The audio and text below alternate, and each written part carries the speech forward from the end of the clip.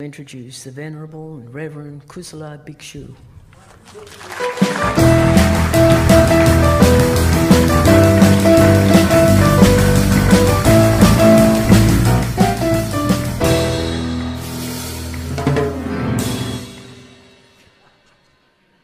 Thank you, Andy.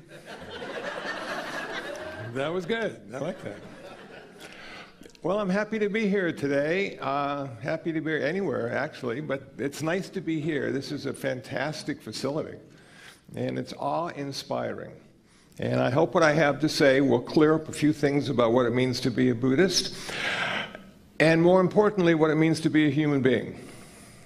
So, 1978, I don't know how many of you remember that year, but I was 29 years old, and I was soon to be 30, and I just freaked out. Because I seemed to understand that once you get past 30, then you just die. And I wasn't prepared for that. I'd been born a Lutheran, which made my parents happy. And then I became an agnostic in high school, because in the 1960s, it was important to question all authority and not trust anyone over 30. So I felt comfortable in not knowing. Being agnostic, you didn't have to commit yourself one way or the other. And then in 1978, at the age of 29, I figured it's time to get serious about this, how to live and how to die.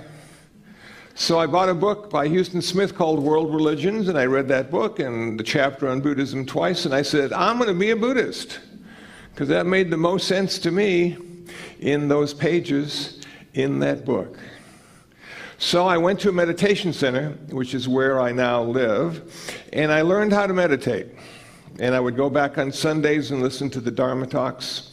And meditation was one of the most challenging things I had ever done, because you just sit quietly for long periods of time. And I thought to myself, isn't this sort of wasting time? And then I felt the pain and suffering of not moving and trying not to think. And I thought back to the first talk that the Buddha ever gave, which was called the Dhammacakkappavattana Sutta, the turning of the wheel talk, where he talked about the Four Noble Truths. And he said the first truth that I have discovered is that life is ultimately unsatisfactory. Now, you know, my life had been pretty good until then. And there was a little discontent, and there was a little dis-ease about certain aspects of my life. And I thought to myself, is that what the suffering is? Not feeling comfortable with who you are, where you are, what you're doing, what you should be doing, what you're not doing? Is that what suffering is? And now I had a name for that feeling that I'd had most of my life. And I realized that I too was suffering. But in the context of Buddhism, it's okay to realize that, because there's an answer to suffering. And so what I did is I continued to listen to the talks of the Buddha, and he said, let me tell you why you are suffering. You are suffering because you have desire, you have attachment, you have aversion, you have a thirst that can't be quenched. And no matter what you try to do to make yourself feel better, it's only temporary. All the other stuff always comes back. I went, man, that's it. That's why. You know, I think maybe if I had a different girlfriend or a better job or a bigger TV set, then my life would be good. But none of those things, and all the things I tried, didn't really change my life other than in that moment in a temporary way. Then he went on to say, there is an answer. And the answer is nirvana. Now, nirvana is pretty hard to understand, but let me give you just a thumbnail sketch of nirvana. Nirvana is the end of suffering. Once you achieve nirvana, you'll never have to suffer again. Nirvana is the end of karma. Now, you might not think that's good. And if karma is, in fact, my intention, my speech, my action, and it's what I use to create the world around me in a skillful or unskillful way, getting rid of my karma, why would that be a good thing? And the Buddha went on to say, because your karma migrates lifetime to lifetime. We have something called rebirth. And we are reborn infinite times until we finally achieve nirvana, which becomes the end of our rebirth cycle. So what's wrong with rebirth? Well, the problem with rebirth is you suffer in every lifetime. Sometimes more, sometimes less. But in every lifetime, you've buried your parents because you've lived longer than they have. And it's sad and you cry. You've buried countless pets because they don't live longer than 10 to 15 years. You know, and there's little Bobby Joe now. He died. So you get somebody else. You get a little cat or a little dog. It dies too. In one lifetime, you've buried 10 pets, if not more. So each lifetime we have experienced, we have suffered, and we have felt pain, and we have felt loss, and it's uncomfortable.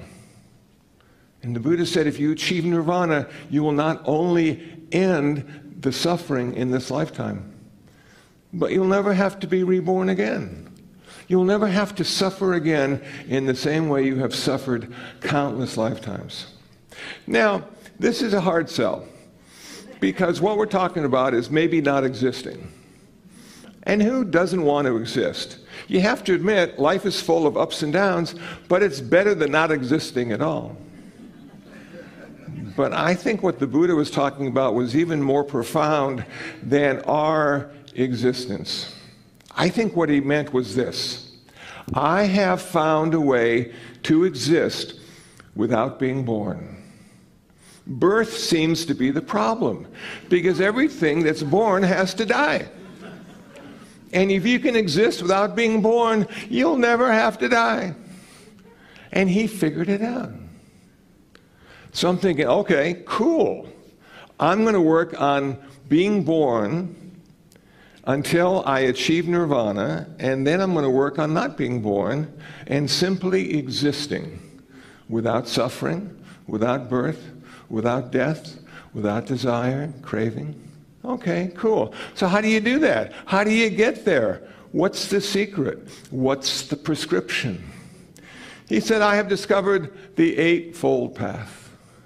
Right view, right intention, right speech, right action, right livelihood, right effort, right mindfulness, right concentration. And those 8 path factors will take you in the direction of nirvana and the end of your suffering. Wow, the end of my suffering. And I'm sitting there meditating, and I'm suffering, and this sounds so good. And all I have to do is meditate until the suffering ends. But it doesn't end. You know, you get more skillful, but you could be meditating for 30 years and still have a sore knee, or an uncomfortable back, or an agitated mind. Meditation is not linear. It's always happening right now, and it's always the first time. Okay, I'm working on it. So I want to become a Buddhist. Well, after a year of meditation and listening to Dharma talks, they said, we will make you a Buddhist. I said, oh, that is so cool. How do you do it?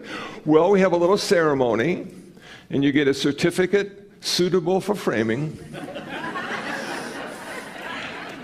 And we give you a Buddhist name, and then you take the 3 refuges and the 5 precepts, and then you become an official Buddhist.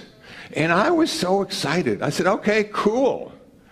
So one Sunday after the Sunday service, 2 other people and myself became official Buddhists.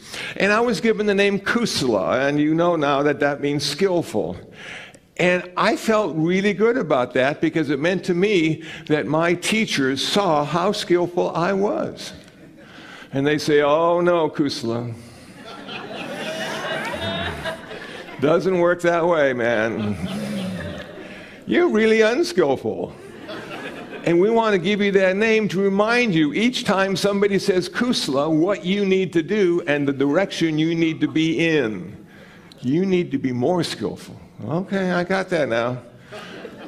More humble, more humility. Okay.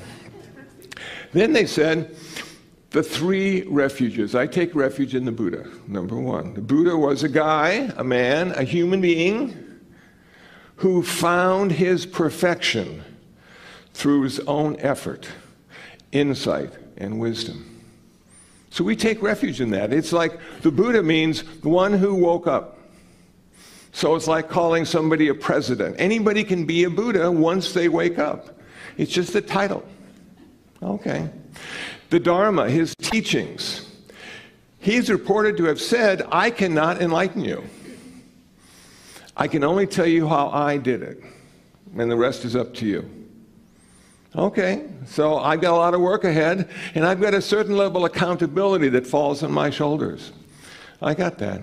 The Sangha. Take refuge in the Sangha.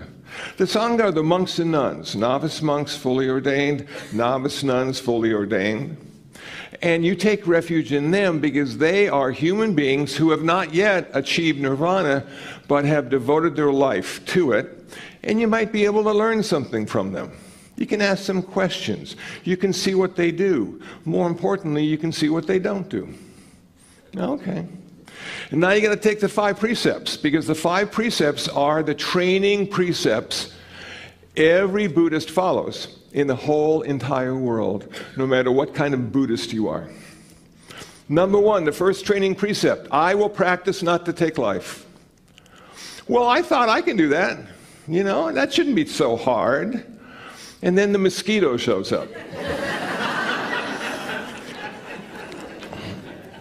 And all your confidence goes right out the window, which is where you wish the mosquito would go. And you go, man, okay, well, so what's the best way to practice? I said to myself, well, wake up in the morning and say to yourself, today I'm not taking anybody out. And you walk out that front door with confidence that you can make it through the whole day without taking anybody out.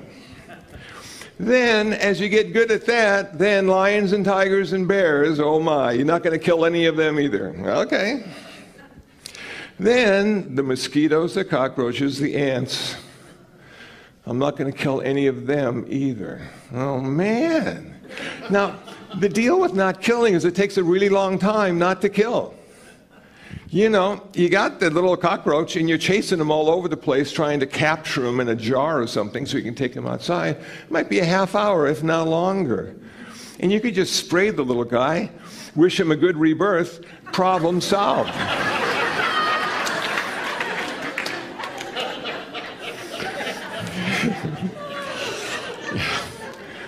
But no, you want to be a Buddhist, so you're not going to kill him. The second precept is, I will practice not taking what is not given. Now, the word practice is really important because it identifies you as someone who hasn't reached that level of performance yet. You're still practicing. So you're going to practice not to take what is not given, which is different from not stealing. It's a little more complicated.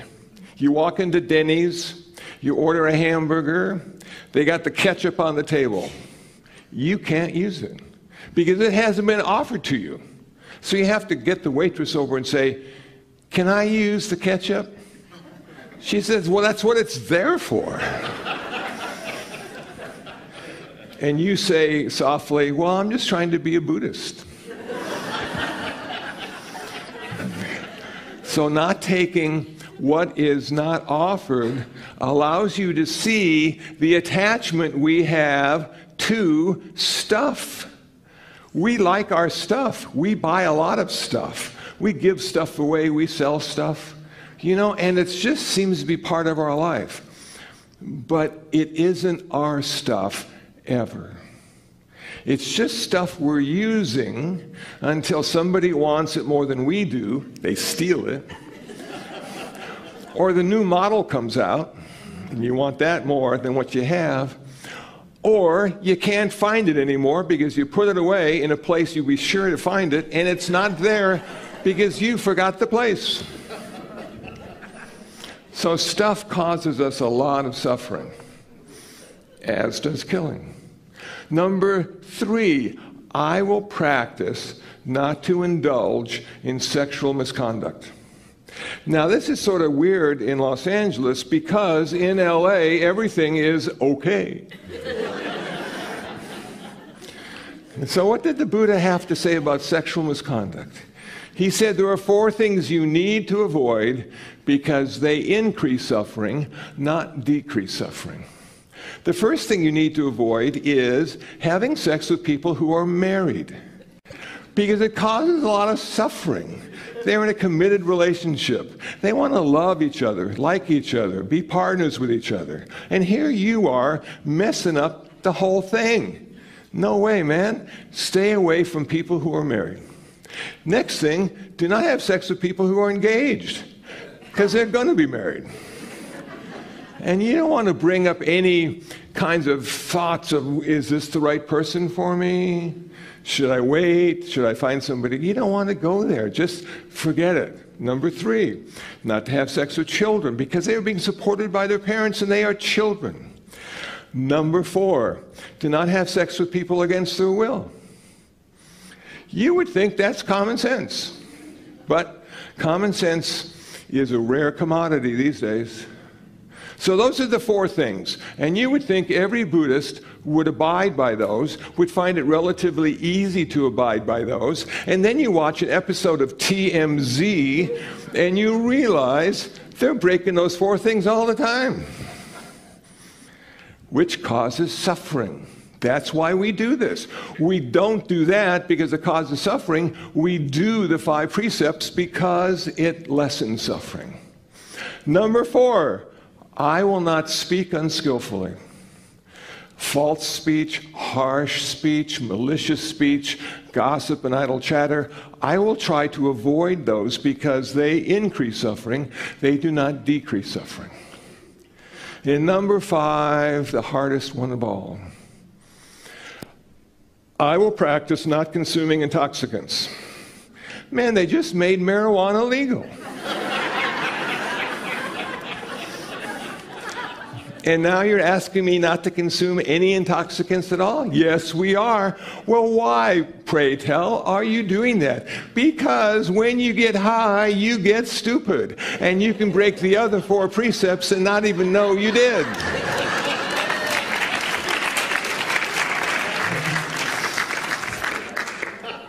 So clarity is important. We really honor clarity. Those are the 5 precepts. Those are the 3 refuges. I got my name. I'm ready to be a Buddhist. And now I got the rest of my life to practice.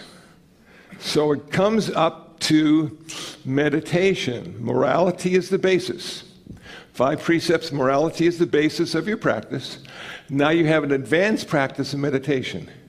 Meditation is designed to cultivate your mind, to literally change your mind.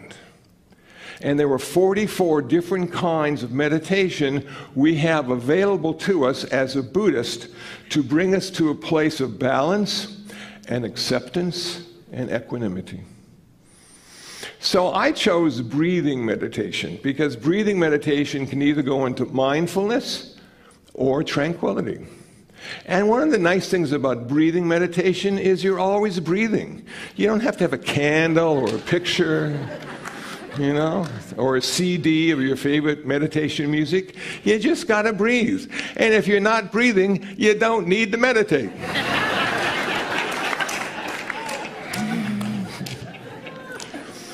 So I'm sitting there watching my breath. And I said, how are you supposed to watch your breath? Everybody says, watch your breath. I can't see my breath.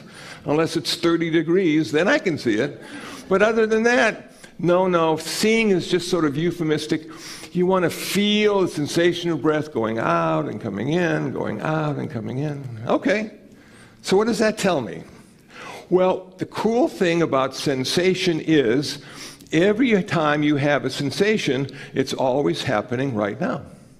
It's not the past, it's not the future, happening right now.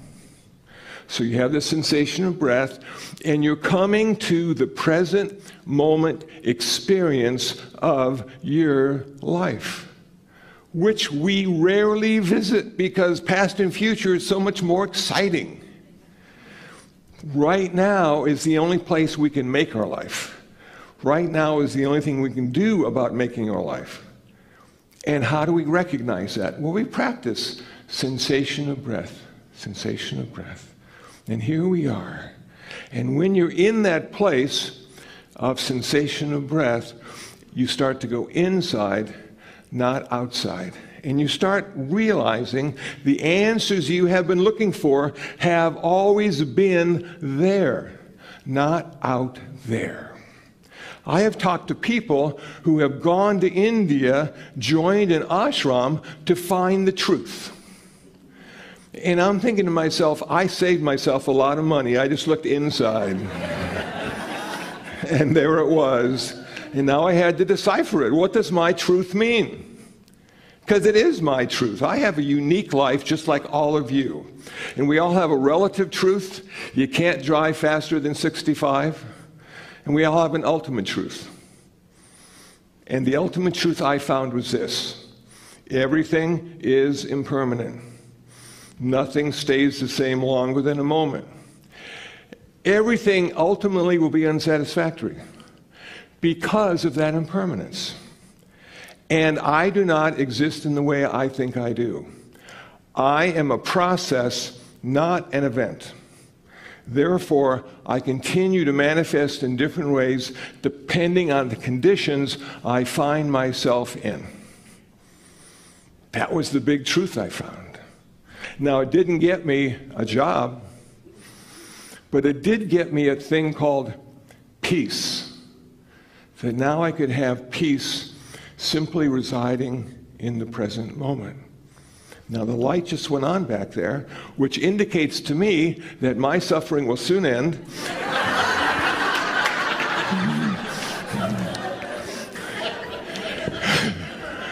And in order to help that along, I brought my harmonica with me. And I like to play a little blues, because what else would a Buddhist play?